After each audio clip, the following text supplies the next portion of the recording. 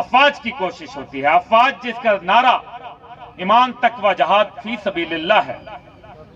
کیا 20,000 25,000 کی تنخواہ کے لیے کوئی شہادت کو گلے لگاتا ہے؟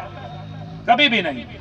اس کا مطلب ہے کہ اسلامی فوج ہونا کچھ اور بات ہے اور اسلامی نظریات کے ساتھ منسلک ایک قوم ہونا ایک اور بات ہے.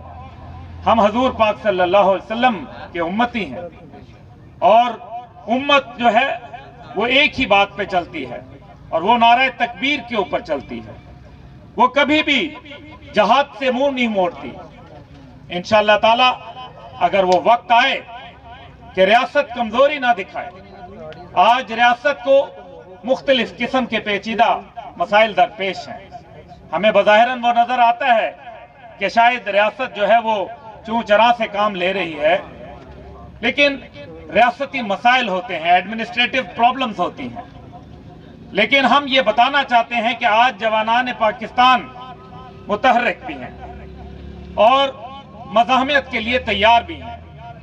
جوانان پاکستان آج شہادت کے لیے بھی تیار ہیں. اگر افواج پاکستان کو ضرورت پڑی تو رانا صاحب اگر حالات ایسے رہے تو مجھے لگتا ہے کہ جن کو ہم نے دیوار سے لگایا تھا، پرویز مشرف کے دور میں جو پالیسی اپنائی گئی جو کہ معذرت خوانہ اور بزدلانہ پالیسی تھی، آج پوری قوم نے اس کو جو ہے رد کر کے رکھ دیا. آج جن مدارس کے اوپر اور جن دینی علماء کے اوپر اور جن دینی جماعتوں کے اوپر پابندی لگاتے تھے، کل کہیں ایسا نہ ہو کہ لوگ مساجد کے اندر اعلان کرتے پھریں کہ ہے کوئی جہادی تو باہر آئے.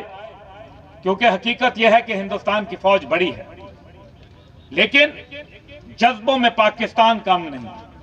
جس دن پاکستان اپنی والی پہ آ گیا، باخدا ہندوستان کے اندر کئی پاکستان بن جائیں گے، یہ مجھے معلوم ہے.